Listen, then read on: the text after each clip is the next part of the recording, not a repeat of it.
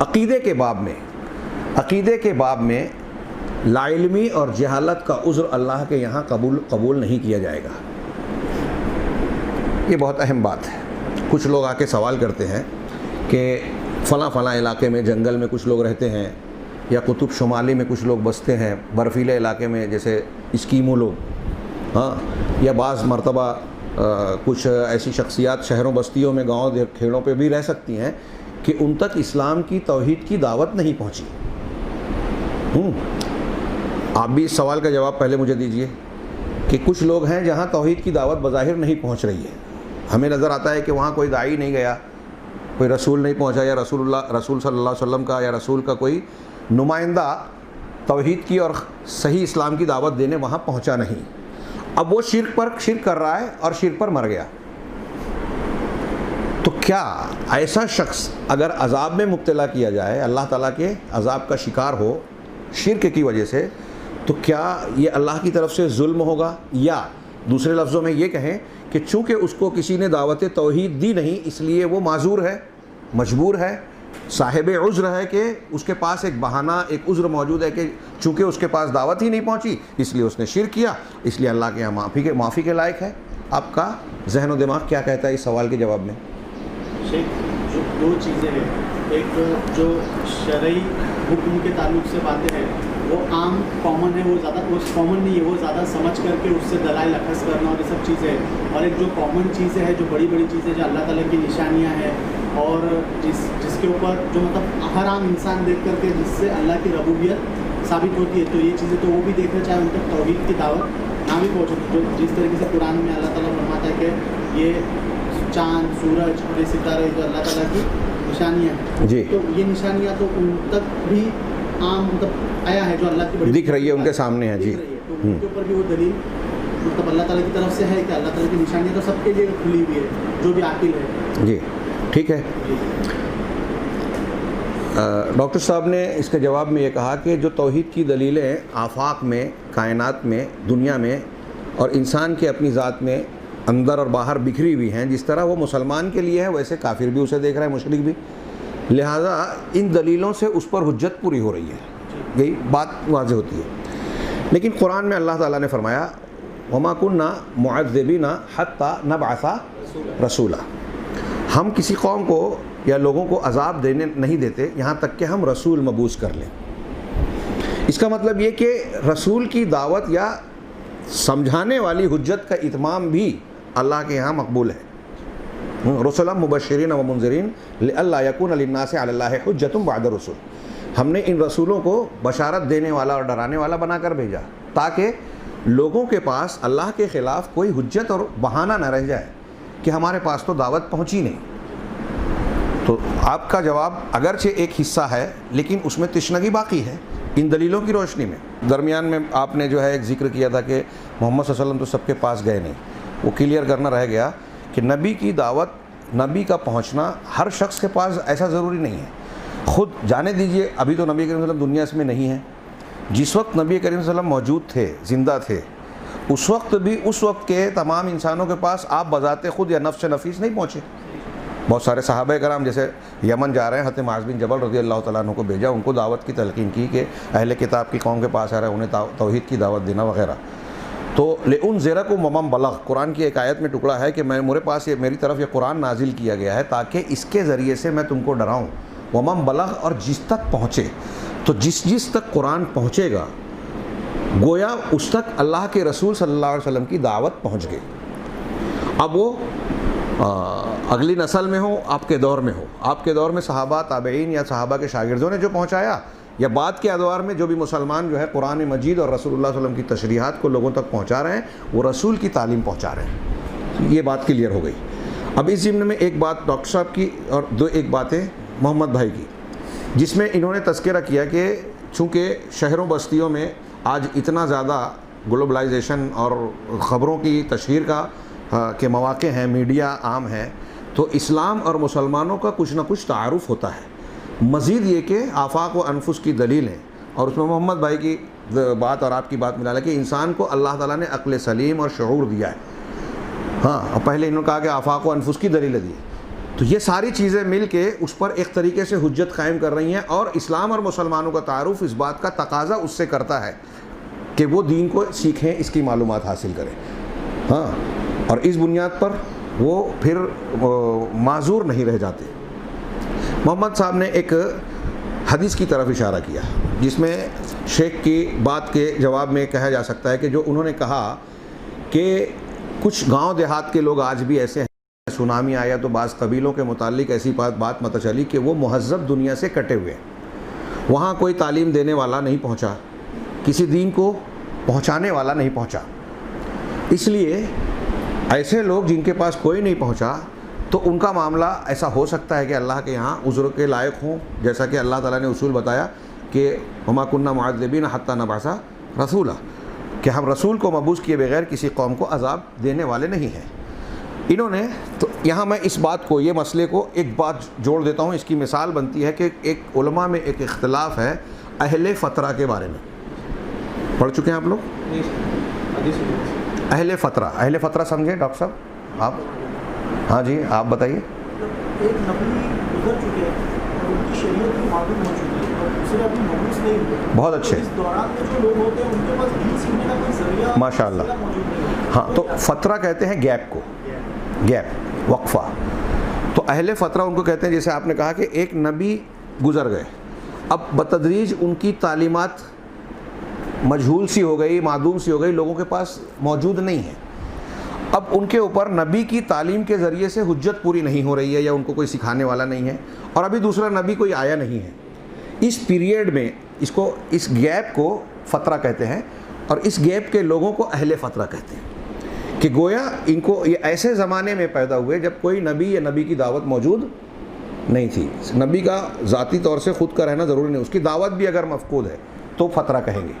हाँ, अल्लाह के नबी सल्लल्लाहु अलैहि वसल्लम की बासत से पहले आप तारीख़ में पढ़ेंगे कि कुछ लोग ऐसे थे जो हक़ की तलाश में निकले।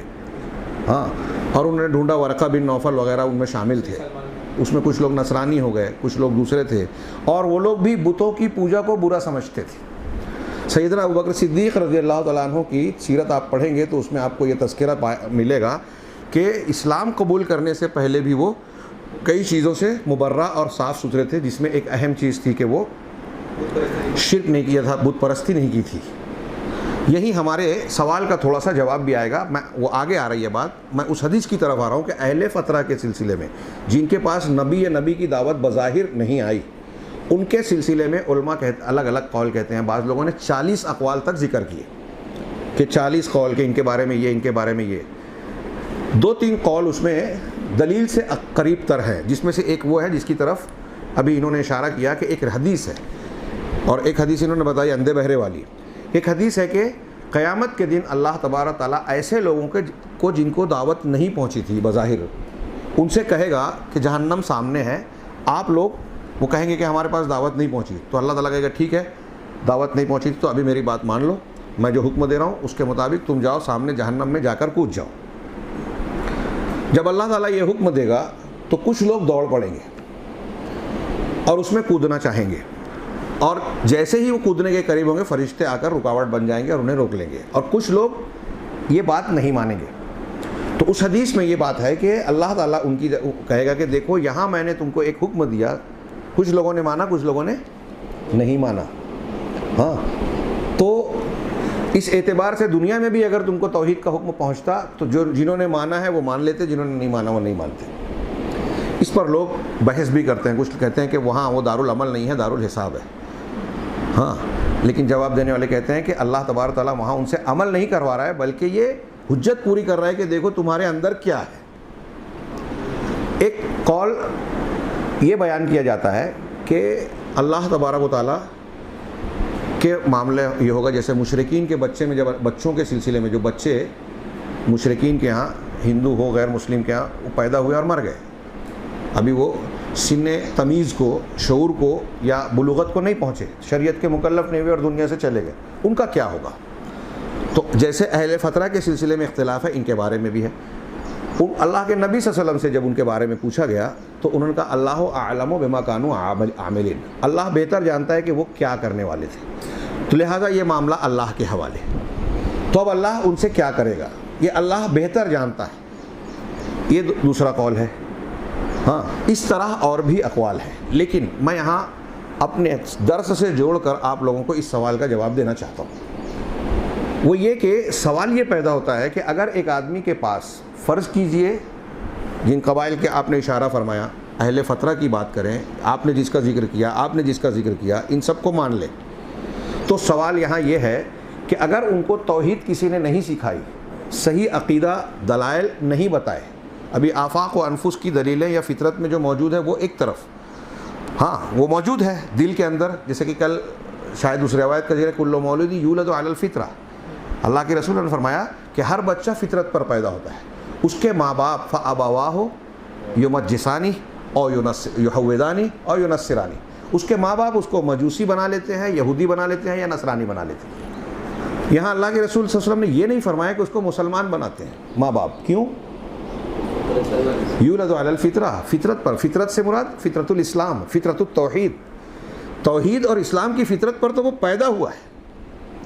अभी ये एक और कुरान की आयत मैं पेश कर रहा हूँ, उससे पहले ये कहना चाह रहा हूँ, एक सवाल, एक मालेगांव में हमारे शहर में एक लड़की इस्लाम कबूल करके एक मुसलमान लड़के से शादी ब्याह करके आई, और जब उसने किताबों का मुताला शुरू किया, इस्लामी किताबों का, उसने कहा मुझे मुताला करने के लिए किताबें दीजिए। जहन्नम का ख़ास तौर से उसने जब जिक्र पढ़ा तो वो फितरी तौर से उसको फ़िक्र लाहिक हुई, दहशत ज़दा हुई, खौफ लाहिक हुआ, और उसने अपने शौहर से पूछा जो मुस्लिम था कि मेरे वालिद साहब जो थे वो गैर मुस्लिम थे और मर गए, लेकिन बहुत अच्छे आदमी थे, कमज़ोरों को, गरीबों की मदद करते थे, कभी किसी को नुकसान नहीं पहुंचाया, सब कुछ अच्छा था, कैरेक्टर किरदार अच्छा था, लेकिन वो चूँकि हिंदू थे इसलिए शिर्क करते थे और मर गए। तो मेरे इल्म के मुताबिक उस और लड़की ने कहा कि मेरे अब्बा के पास तो कोई तौहीद सिखाने नहीं आया, मैंने आपसे शादी कर ली तो मुझे इस्लाम पता चला, आपके पास इस्लाम कबूल करके आई तो मुझे पता चल रहा है, उनको नहीं पता चला, क्या वो भी जहन्नम में जाएंगे? तो यही सवाल लेके वो बेचारे, उसका शौहर अपने दोस्तों के साथ बहुत सारे उलमा के पास गया। उसी दौरान मेरी भी मुलाकात थी, तो मैंने उनसे एक सवाल किया, वही बयान करना चाहता हूँ। उनसे सवाल किया कि इस सवाल का जवाब तलाश करने से पहले एक सवाल ये है कि अगर उन्हें तौहीद सिखाने वाला कोई नहीं मिला तो शिर्क सिखाने वाला कौन मिला? शिर्क किसने सिखाया? अभी जितनी कौल हमने बयान की है, इसमें हमारे पास ये पहलू हमने देखा कि उनके पास तौहीद की दावत देने वाला कोई पहुंचा नहीं, है ना? ये पहलू हमारे सामने है, इसीलिए सवाल पैदा हो रहा है। लेकिन दूसरा पहलू यह है कि अगर तौहीद किसी ने नहीं सिखाई, नबी या नबी की तालीम को पहुंचाने वाला कोई उन तक नहीं पहुंचा, तो सवाल यह है कि शिर्क और शिर्क को समझाने वाला, साबित करने वाला कौन था, या क्या दलील थी उनके पास जिसकी वजह से वो शिर्क पर मुतमईन हो गए? बात समझ रहे मेरी? जी सर। शिर्क जो उन्होंने इख्तियार किया, इन सारी जितने क्वालिटीज़ की हम बात कर रहे हैं, अहले फ़तरा और फ़लाँ, या वो कबाइल जो तहजीबी तमद्दुनी दुनिया से अलग थलग हैं, चलो ठीक है अलग हैं, तौहीद को नहीं जाना, अल्लाह की मारिफत हासिल नहीं की, लेकिन उनको किसने बताया कि दरख्त की पूजा पाठ करेंगे तो ये दरख्त हमारे काम आ जाएगा, हमारी मुश्किल आसान कर देगा, ये पत्थर हमारे काम आएगा, ये मूर्ति जो है वो काबिल इबादत है, ये किसने बताया? और अगर किसी ने कहा तो इसकी दलील क्या है, वो मुतमईन कैसे हो गए? जबकि फ़ितरत में ये है कि अल्लाह ताला के अलावा कोई माबूद बरहक और रब हकीकी है ही नहीं। आप किसी भी गैर मुस्लिम से तौहीद के मौजू पर बात कीजिए कि आप किसकी पूजा करते हैं, सवाल कीजिए क्यों पैदा हुए, अक्सर गैर मुस्लिम पढ़े लिखे भी आपको इसका थेट जवाब नहीं देंगे।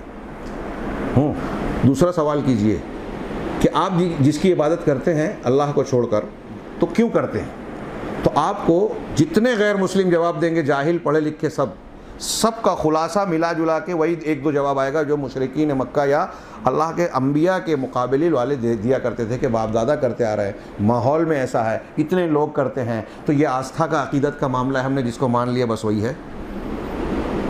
आपने एक घड़ी लटकी हुई है, उसके बारे में ये अकीदत मान ली कि इसको रंग वंग दे के हम इसको माबूद बना ले तो वो काबिल इबादत हो गया। अगर मैं मान लूँ, यहाँ डॉक्टर रमीज़ साहब हैं, मेरा दिल कहता है कि मोहम्मद भाई भी डॉक्टर हैं, मेरा दिल कहेगा तो मोहम्मद साहब डॉक्टर हो जाएंगे, उनसे मैं ऑपरेशन करवा लूँ, इलाज करवा लूँ।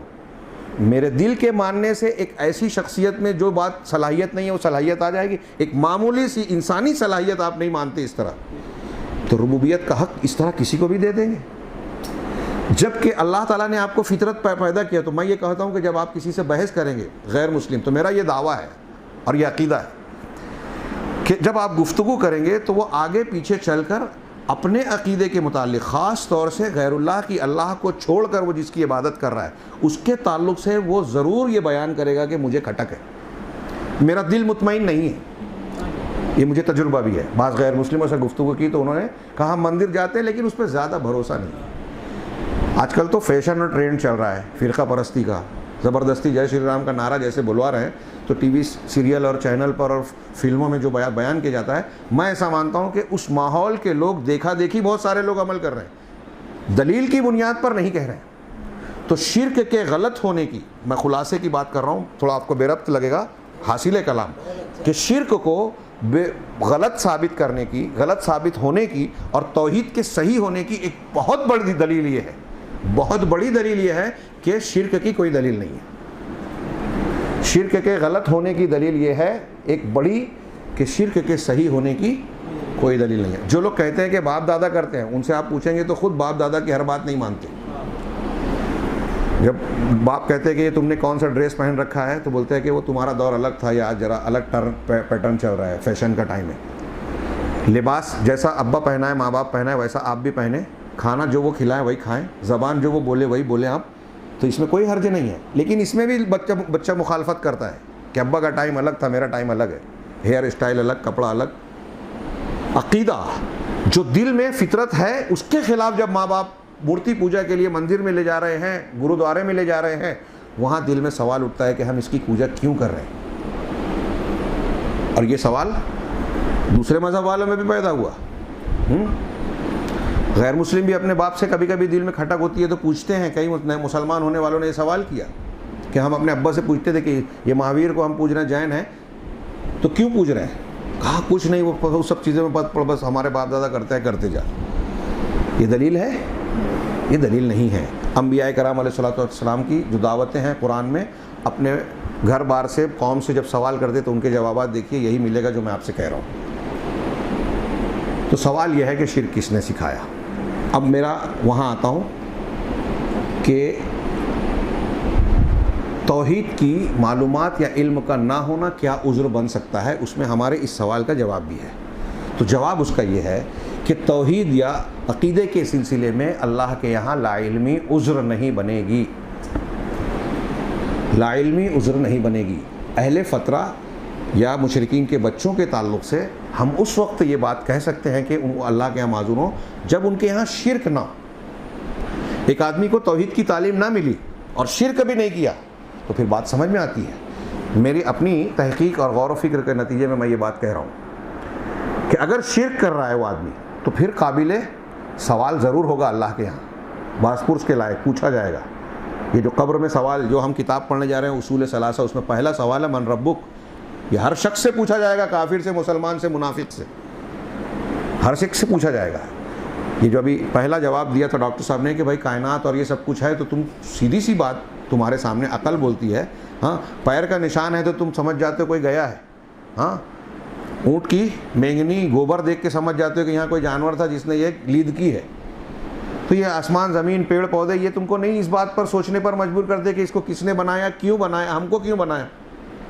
हमारी नाक के पैदा होने की इतनी हिकमतें हैं, ये सूंघती भी है, खूबसूरती का बाइस भी है, इसका ये भी फ़ायदा है, वो भी फ़ायदा है, ज़बान बोलती भी है, चखती भी है, हाँ, और बहुत कुछ दूसरे काम भी करती है। आँख देखती भी है, रोती भी है, शर्माती भी है, बोलती भी है, न जाने क्या क्या करती है आँख, है ना।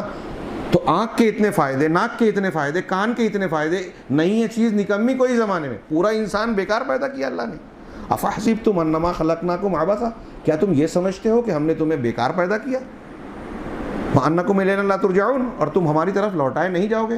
तो ये वो चीज़ें हैं जो इंसान की फितरत में उठने वाले लाजमी सवालात हैं। हर इंसान चाहे जहाँ पैदा हो, जंगल में रहता हो या किसी फैक्ट्री में रहता हो, लेबॉरेटरी और साइंस की जो है तहकीकी दरसगाह में पढ़ता हो, उसके सामने ये सवाल फितरी हैं कि हम जिस ज़िंदगी की गाड़ी में हैं वो मंजिल उसकी क्या है, सवाल उठता है।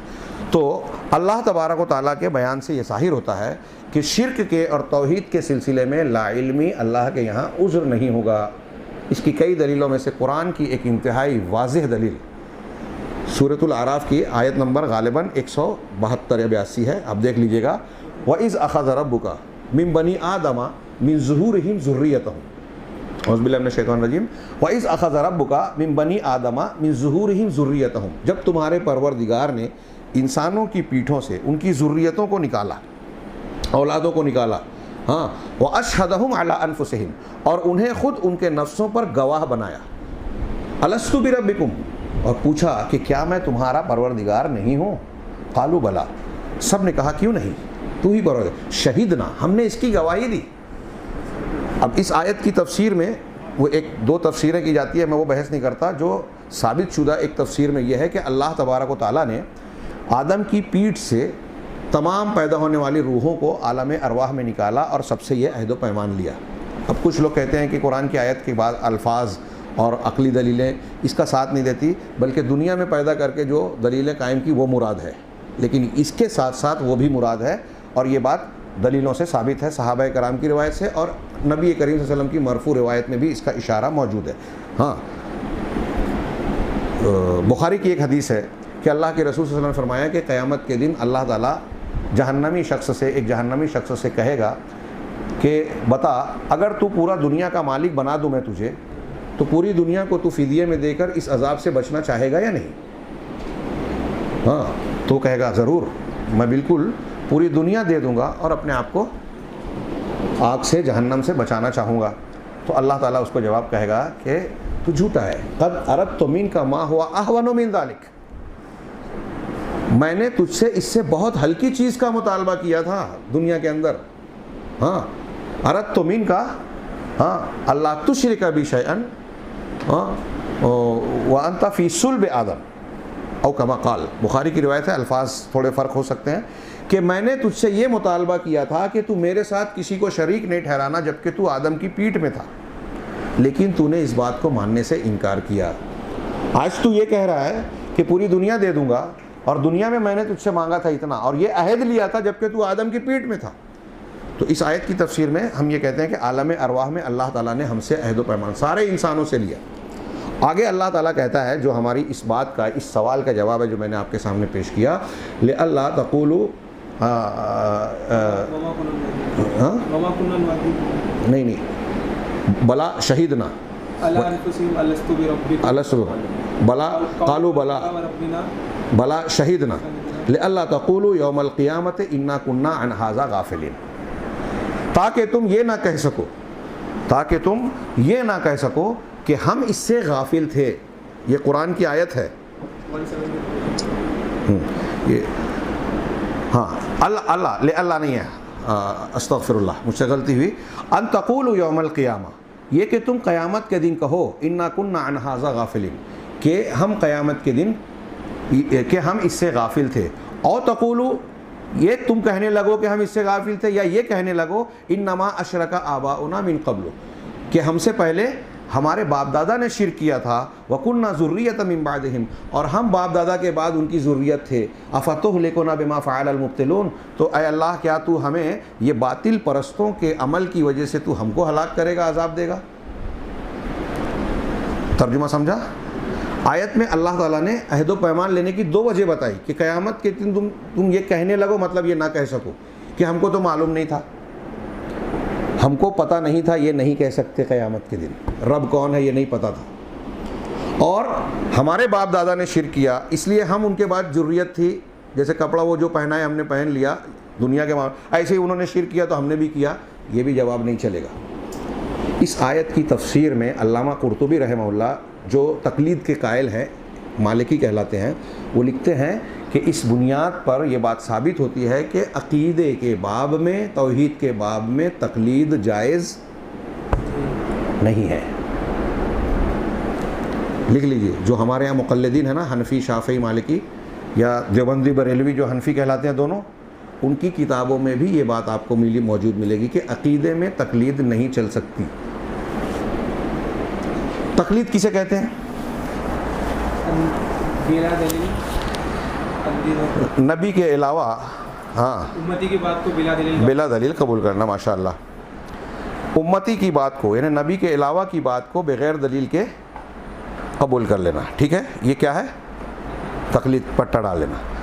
अब इमाम कुर्तुबी या हनफी, देवबंदी, बरेलवी सब कह रहे हैं कि अकीदे में तकलीद नहीं चलेगी। इसका मतलब क्या हुआ? इसका मतलब क्या हुआ कि वो भी क्या मान रहे हैं? अकीदे में आदमी को इल्म हासिल करना पड़ेगा, तहकीक करनी पड़ेगी, है ना। इसको हम दलील बना सकते हैं उस चीज़ को भी जो हमारी किताब में, किताब की बुनियाद है जो हम पढ़ने जा रहे हैं, उसूल सलासा, 3 उसूल।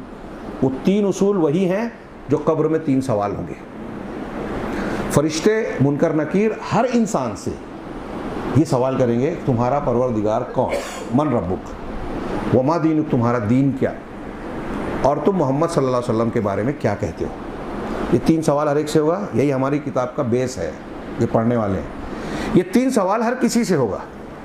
और जब मुनाफिक और काफिर, उस हदीस में है जिसमें 3 सवाल होंगे, मुनाफिक और काफिर जब फरिश्तों के पूछने पर ये जवाब देगा कि हा ला अदरी समिअतु अन्नासा यक़ूलूनहु फ़क़ुल्तु, बुखारी मुस्लिम की हदीसों में अल्फाज के फ़र्क से ये जुमला मौजूद है कि हाय मुझे नहीं मालूम, मुझे नहीं पता। ये जो जितना तीनों सवाल के जवाब में वो कहेगा कि मैं नहीं जानता, लोगों को मैंने कहते हुए जो सुना मैंने भी वही कहा, लोगों को कहते हुए सुना तो मैंने भी कहा। ये क्या है? तकलीद है। और फिर फरिश्ते जवाब देंगे ला दरईता वला तलौता, ना तूने जाना ना तूने पढ़ा, और फिर उसको अजाब देना शुरू कर देंगे। ये हदीस जानते हैं आप लोग? इस हदीस से क्या पता चला कि फरिश्ते लोगों के कहने पर कहने को कबूल नहीं करेंगे, मतलब जहालत का उज़्र नहीं चलेगा, बल्कि उसकी मजम्मत करते रहेंगे। ना तूने जाना ना पढ़ा, मतलब जानना और पढ़ना, तौहीद का इल्म हासिल करना हर इंसान पर जबरन लाजिम है। इसके बगैर चारा है ही नहीं। अगर कोई शख्स इसको नहीं पढ़ता है और बगैर जाने दुनिया से चला गया तो अल्लाह के अजाब से महफूज नहीं रहेगा। अगर वो शिर्क कर रहा है, ख़ास तौर से अगर हुज्जत पूरी नहीं हो रही है तो मामला अल्लाह के पास है। वमा कुन्ना मुअज़्ज़िबीन हत्ता नबअथ रसूला, और इस किस्म की जो दलीलें हैं उसकी बुनियाद पर अल्लाह उसके साथ मामला करेगा। लेकिन अगर वो शिर्क कर रहा है तो फिर सवालिया निशान है। ये उज़्र अल्लाह के यहाँ इन दलीलों की रोशनी में, जो मैंने 2 दलीलें सिर्फ दी, और भी दलीलें हैं, इनकी रोशनी में ये उज़्र नहीं चलेगा। मैं ये बताना